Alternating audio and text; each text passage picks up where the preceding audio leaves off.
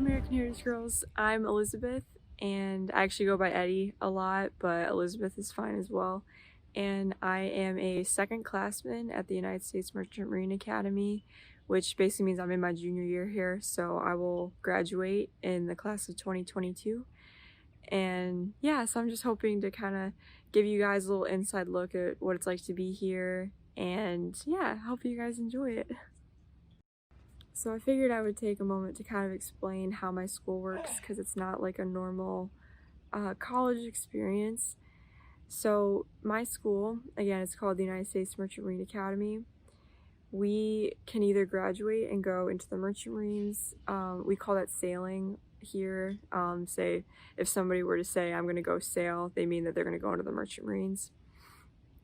Or you can graduate and go into any of the armed forces here, which is amazing. It's a wonderful opportunity because there are so many opportunities if you can go into any armed force from here. So it's pretty cool. But so basically you show up and it's a 4-year institution. So freshman through senior year, your sophomore and your junior year, you spend 2 different waves going out to sea and doing an internship. So there's a 4-month internship your sophomore year and an 8-month internship your junior year. So I'm about to embark on my 8-month internship. And so basically it's we have to do what are called sea projects, which is kind of like going for a master's, where you just have to self-regulate and get homework done during your sea year period. And so they basically just give you a stack of homework, and by the time you come back in either 4 months or 8 months, you're expected to have all of that work completed. So you can work at your own pace, but you have to make sure you get that done, so it's a lot of responsibility. So those 2 sea year internships combine to make 1 full year of being out at sea. And the reason why we do that is because no matter what you graduate into, whether you go into the Merchant Marines or you go into an armed force, all of us graduate with a deep sea license.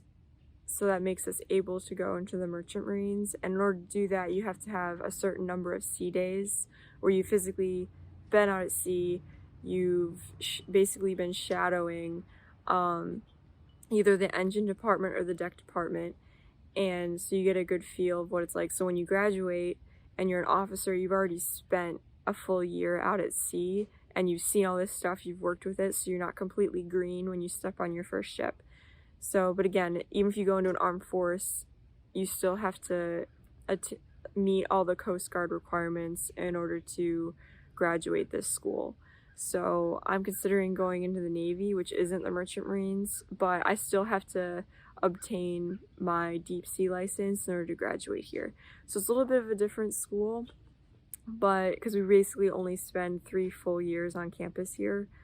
But it's amazing. It's really cool. But that's basically how our school works. So right now, since I'm a second classman, it's expected of me to have a petty officer position, which means that I basically shadow a senior who's in a leadership role right now.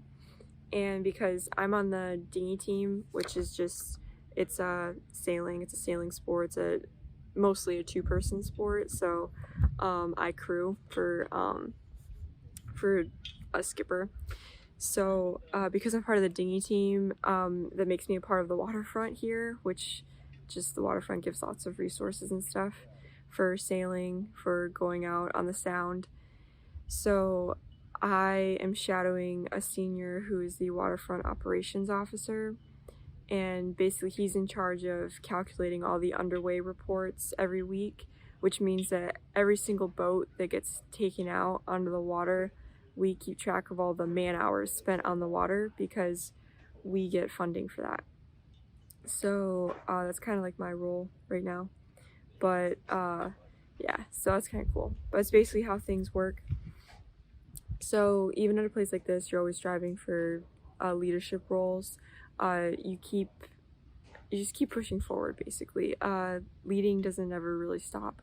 So you just always keep moving forward and keep trying new things. So right now that's what I'm POing for, is what we would say. So hopefully next year I'll be able to actually take over that position and be the waterfront operations officer. It's a logistical role, but it's at this point I've been able to experience so much with different leadership stuff. I kind of know where my areas of expertise are and areas I'm not as good in. So I kind of like secretarial logistical roles a lot for leading. So I think it's a good fit for me. So that's kind of what I'm doing. And other than that, I'm just taking classes and stuff and just trying to go out to sea in November and then work on that and then come back as a senior. So there's a lot coming down the pipeline, but it's pretty fun. When I was in 7th grade, I decided that I wanted to go to the Naval Academy, and that's what started my journey to end up winding up here at the United States Merchant Marine Academy. So back in 7th grade, that's when I decided to start working for this goal, which it's a big process, but you do most of it. Basically all of your high school experience, you're kind of building up towards going to a service academy. So I spent middle school and high school just kind of working towards that, keeping my grades up, becoming athletically fit, and just gaining leadership experience. I used my Stars and Stripes project. That was a huge indicator for me if this was the route I was supposed to take in life, because Stars and Stripes is a wonderful way to put yourself out there in an uncomfortable position and lead people, and it's wonderful experience, and I really value my time in American Heritage Girls and also especially my Stars and Stripes project and that whole process, because yes, I was doing it for leadership experience and for service and all of that, but I was also using it as a stepping stone for my future, because I knew that if I felt uncomfortable in a way that this type of leading was not meant for me, then going the route of the Naval Academy would not be the route for me. So I had that in the back of my mind when I did my Stars and Stripes project, and no, I ended up loving it. I didn't expect that I would hate it, but it was amazing. I loved the process. I loved everything. It was very hard, but I loved it. And as soon as I finished it, I knew that, okay, I'm going to continue pursuing this course. I think this is what God has planned for me. So I graduated high school in 2017 after applying to the Naval Academy and to the United States Military Academy at West Point. Unfortunately, I didn't get into either one.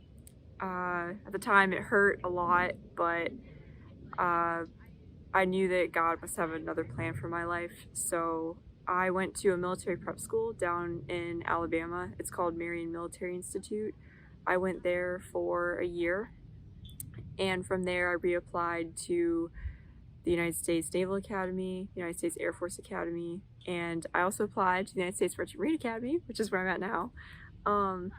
But I ended up applying here because my advisor, he told me that if you really enjoy the Navy and that's what you're interested in, he recommended that I apply here as a backup in case I didn't get into the Naval Academy again, because the unique thing about this institution is that you can graduate and go into the Merchant Marines if you would like to, but you can also graduate and go into any armed force that you would like as well. So that includes Air Force, Army, Navy, Marines, all of them, Coast Guard as well. So that was really cool to hear, and so I ended up going to Marion for a year, and then I got my appointment, and so I graduated from Marion in May of 2018, and it was a good time. I learned a lot. It was my first college experience, first time away from home, so it was a little hard, and I had to really rely on God during this time of my life because I didn't know where I was supposed to go. I had invested years of my life trying to get into a service academy, and to have to wait another year and just keep pushing forward was really hard, but we did it. God stayed with me, and he gave me something that I would not have gotten if I had gotten to the Naval Academy my first year. I would never have ended up here, and I know that this is where God meant me to be, because I would be so much happier here than there, just because this is where I was supposed to be. And again, through the process of having to go to another college for a year, I made so many wonderful friends, and we're all still super close. One of my friends at the Naval Academy, and then the other two at the Coast Guard Academy. And then I'm here, and we're all very, very close. We value our friendship so much, because we all bonded during that year, because we were all in the same position of not knowing whether we were going to make it into our prospective academies. But we all did, and we're all happy and doing really, really well. But so that's how I ended up here, and I've always just had just a desire to serve in the armed forces. So right now I'm still looking at going and branching Navy from here, but we'll see. I still have a year and a half to really fully decide, but that's looks like where the route is going. But if I've learned anything over the past couple years, is that just do what God has planned for you, because He always has something better, and many times it is better than what you imagined. So if that changes, I'll just go with it, because His plan is always better. What I enjoy most about being at this school is honestly the relationships that I have with people.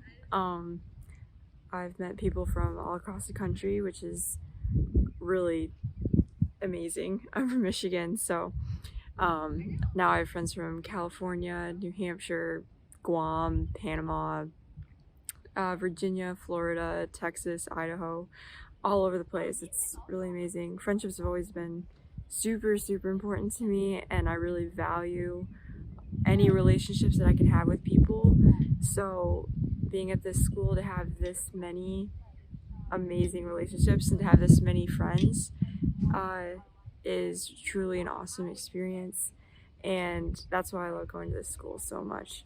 And I'm able to do clubs and different sports with these people. Like, for example, we have the Kings Point Eagle Scout Club, so I'm able to be a part of that as well, and just hang out and do a lot of similar things that I did when I was in Scouts with American Heritage Girls. For example, we actually just went camping yesterday, and that was really fun. But we're not allowed to leave campus, but we just camped at our museum, like in front of it, but it was pretty fun. Yeah, there's just a lot of great things here, but that's what I enjoy most about being here. It's just the friendships that I've made. It's very similar to AHG in that fact. It's just awesome. But I have a couple photos of the different like events that I've been able to do with people, but I'm a part of Waterfront, so I was able to just help run the freshman incoming boot camp. It's called Indoc, and that was pretty fun. But yeah, this is me and my company when I was a freshman, and yeah, there's just a lot of great opportunities here, and you'll meet tons of wonderful people. That's why I love coming to this school. A typical day at the United States Merchant Marine Academy is pretty much, they're very similar, Monday through Friday. So basically everybody wakes up at around 0600, and we have to get our doors open at 0625 for morning inspection, which just means that we have to have our beds, we call them racks here, but so we have to have our racks made a certain way. We have to have basically everything in order. We don't decorate as much as a normal institution, just because we have to have that kind of military setting. So we have different rules and standards for how certain items in our room are supposed to look. So we have morning inspection at 0625. It's expected of us that our rooms are squared away and look that way. So that's the morning, and then we have about an hour in between for breakfast. Breakfast starts at 0630 and it goes to 0730. Classes start at 0730 and then they go until about 15:45. I personally do not have classes every single period of the day. I have a few periods off. It kind of just depends on the day. But in between periods is when I do a lot of my homework, a lot of other errands and stuff that I need to get done.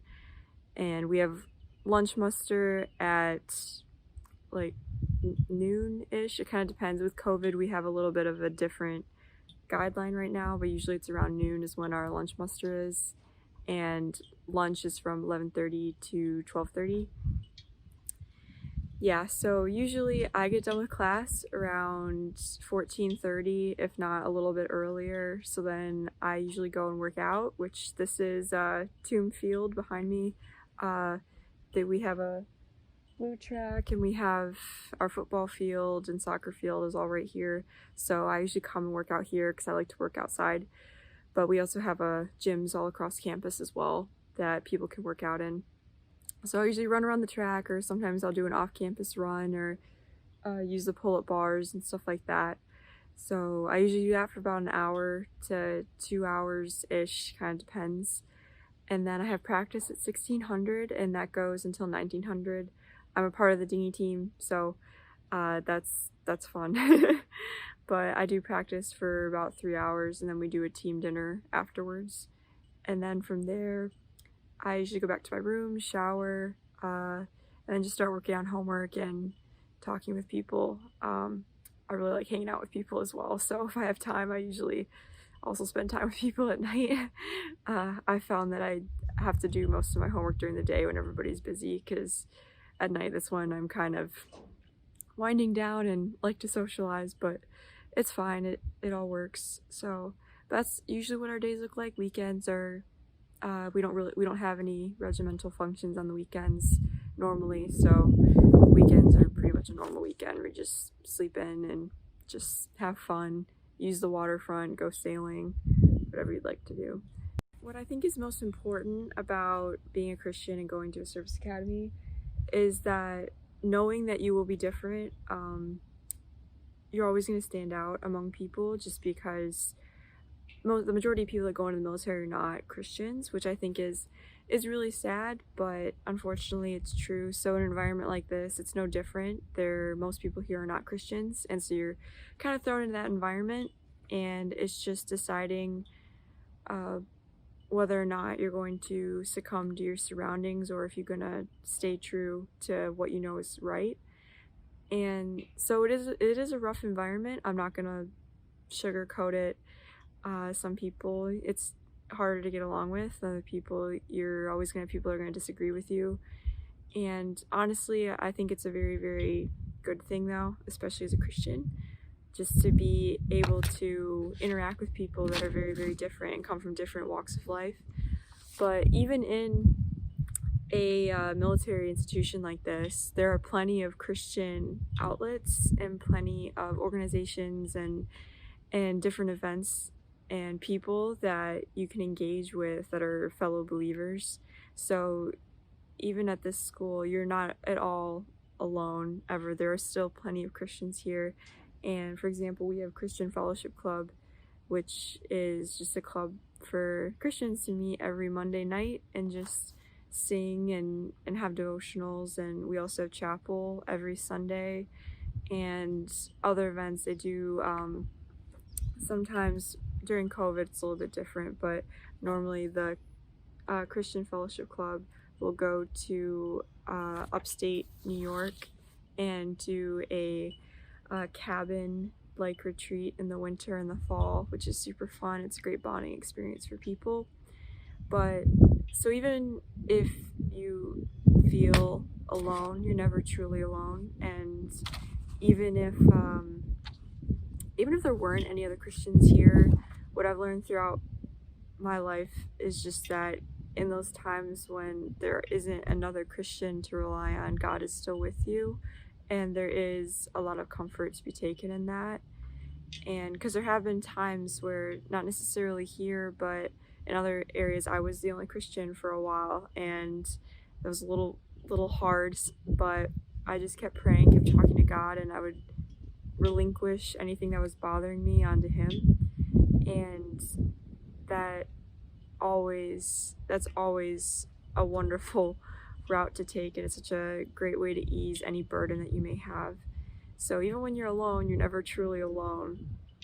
And this school is amazing and I would never want to be anywhere else, even though, yes, I'm in a minority here, but I've learned that people are very, very open to this, actually. They're very curious because growing up in a faith is very, very odd to some people, but they're intrigued by it just because they just kind of live day to day. They never really thought like futuristically as far as like beyond this world and beyond death, what that's like. Many people haven't really considered it. So people find it really intriguing, and so I've had a lot of really, really good experiences with people that are non-Christians because they genuinely are curious as to what it's like to live like this, you know?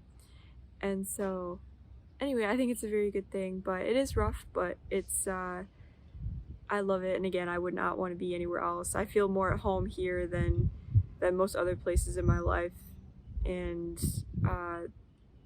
you know, I definitely am a minority, but there's still plenty of people to rely on that are fellow Christians, so it's all good.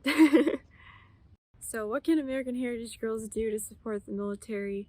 Honestly, I know it's probably cliche, but prayer is always, always, always, always greatly appreciated. Anyone at a service academy, especially right now, we've been stuck here for a while. We do not have it as bad as some people, but we're going on 13 weeks of not being able to leave this campus. So everybody's kind of experienced a little bit of cabin fever. And again, if a lot of people here are not Christians, so they're experiencing a little bit harder than other people may would because they don't have that rock to lean on. So prayer is always appreciated, especially for people that are serving overseas right now. Anyone in the military greatly appreciates that. Even non-Christians appreciate it as well, because even if they don't know or completely understand why we do it, it's a great, it shows that you really care for people. And so even non-Christians appreciate when they say that you're praying for them, because to them it at least means that you're thinking about them and you're hoping that they're okay. And so prayer is always greatly appreciated. And I just want to throw this out there, is just that I'm the only American Heritage Girls Stars and Stripes recipient or American Heritage Girls participant at this school right now. So if anyone's interested in coming to this school or other service academies, you can always use American Heritage Girls here. There's plenty of Eagle Scouts, which is really good. There's also Gold Award. There's a lot of people here, but there's no American Heritage Girls, so we can always use some. And but yeah, talk to your parents first about that, but it is a lengthy process to get into one. But if you feel that you have a desire to go into the military at all, definitely consider one of the service academies, because these institutions are unlike any other. The education you get is phenomenal, and just the leadership training is phenomenal, and the physical fitness standards that you have to meet are also part of coming to this school. So definitely, if any of you guys are interested, we can always use American Heritage Girls at places like this, because good Christian women are always needed. So definitely consider that, but talk to your parents, of course. But I love it here, and yeah, I've been saying a lot that it's amazing, but it really is. So yeah, but that's definitely prayer. And then if you feel that God's pulling you in this direction, definitely tap into those desires. Each of the academies have different resources for middle school and high school people to try and like visit and see what it's like at academies like this. So there's definitely resources out there. So yeah, but either one of those would be great. But so my greatest honor at this school so far is honestly just, again, the bond that I have with people, and that I know that people have my back, just because I feel that I fall in love with people pretty quickly. I just genuinely appreciate any relationships I can have with people. So it's really amazing that I have so many people that reciprocate those feelings, and they also would do anything to make sure that I'm safe, or that, you know, I'm doing well, and I do the same for them. And it's really cool. I've never had a bonding experience quite like that. And I guess I'll explain why. Is just because all of us have to go through boot camp here when we show up, because it is a military school. So it's called indoctrination. And so basically you show up, and this is me getting yelled at, but you show up on what we call day 0, and you do basically a 2.5 week boot camp, and basically just getting yelled at. You're getting PT'd, which just means that you're getting yelled at while having to do physical fitness. So you'll be doing push-ups, sit-ups, a lot of other random exercises that aren't fun, but you and your fellow platoon mates go through it together, and you really, because all of you go through something so hard, you form a really close bond, and that kind of spreads throughout the academy, because since everybody's had to go through indoctrination, even if you didn't go through an indoctrination with a specific person in your platoon, if they were in another platoon or if they were in another class year, everybody still has that same kind of bond because we've all done something hard. So I never really had that before, because of course I have wonderful friends and everything, but this is just kind of another level of friendship that's just like, it's just kind of innate among everybody here. So it's an honor to be a part of that, honestly.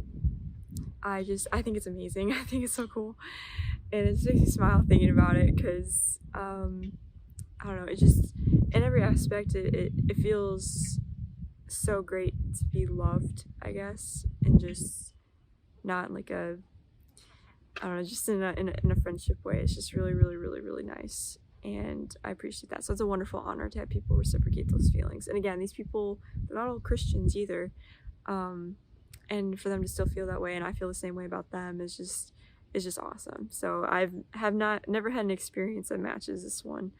So there's another aspect of leadership that I just kind of wanted to expand on, because I talked about before about going out of your comfort zone is very important, and as a leader, it's very good to constantly stretch yourself.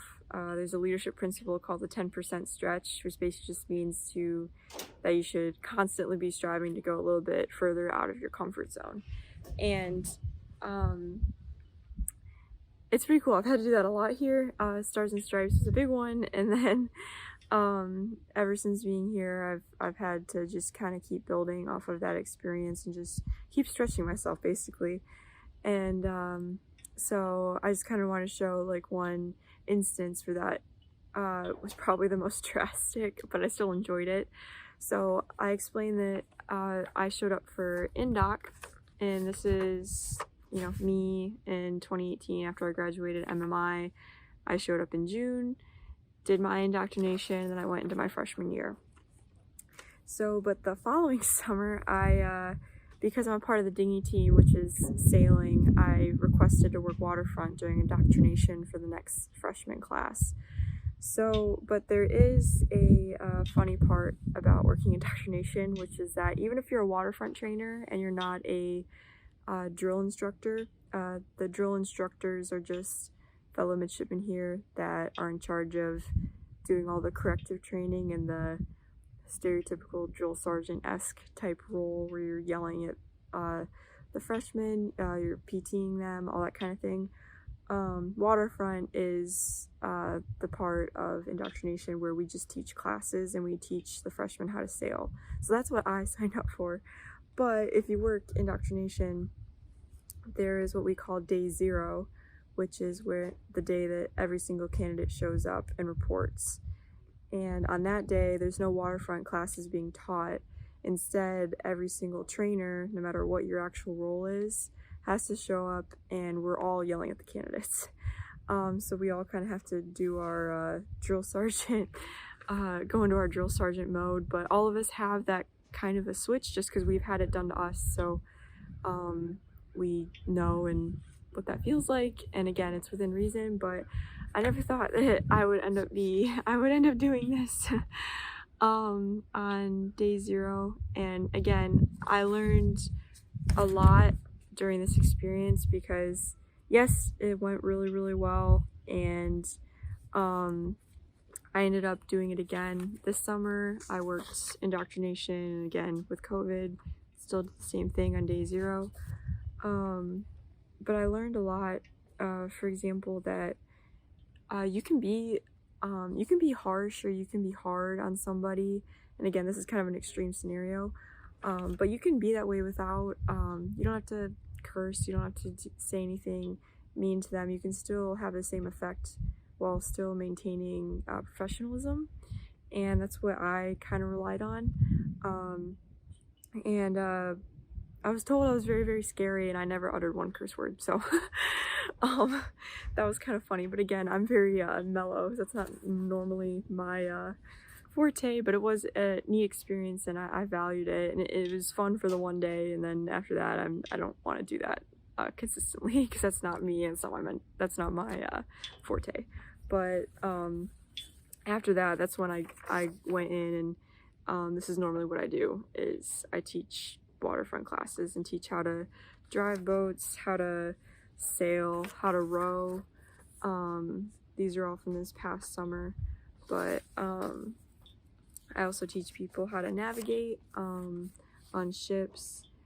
We have the King's Pointer here, which is our large basically motor vessel here. So I've just been teaching people how to navigate in a really kind of a short manner, but it's pretty fun. That's normally what I do during a doc. But again, leadership is all about stretching yourself, and so again, this is something that I never expected I would be doing, but it's fun, and I really valued what I learned. And again, I learned that you can definitely be professional, and you can definitely be the quote-unquote bad guy without losing that. You don't have to be trashy or anything like that. But yeah, it's a very interesting experience for sure. So I hope you guys found this helpful and interesting, and just something different. I'm so grateful that American Heritage Girls reached out to me to make a video to giving kind of the highlights of this place and what it's like to be a part of it. It's absolutely amazing. I love it here so much, and I'm really glad that I get to share that with people, and with you guys especially, because we definitely need more American Heritage Girls here. It's great. But yeah, they do have my contact information, so if anybody is working on a badge and you have questions about this type of thing, or if you're interested in just wanting to know more about this place or other service academies, please feel free to contact me. Again, AHG has all my contact information, and my brother graduated West Point, and I have friends in all the other service academies. So if I don't know the answer, I definitely know somebody who will. And yeah, so definitely feel free to use me as a resource. I'm here. I may be a little bit harder to contact from November to July, just because I'm doing an 8-month sea year internship. That's a part of our schooling here, is that we have to spend a full year out at sea gaining sea year experience. And so I've already done my 4-month internship last year. I went to Northern Europe on a container ship for 117 days.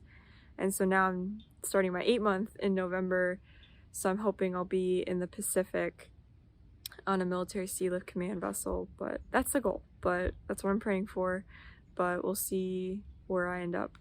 But it's just maybe a little bit harder for me to respond, just because I don't always have Wi-Fi out in the ocean. So I may have to wait till I'm in port and have signal.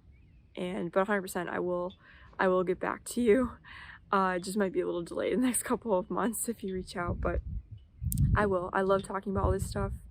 It's not a bother to me at all. I think it's amazing, and I really want to spread this, because not a lot of people know about this place or other service academies, and they're all wonderful. So yeah, it's great. But thanks. I'm hoping you guys like this, and yeah, I hope you guys have a great rest of 2020.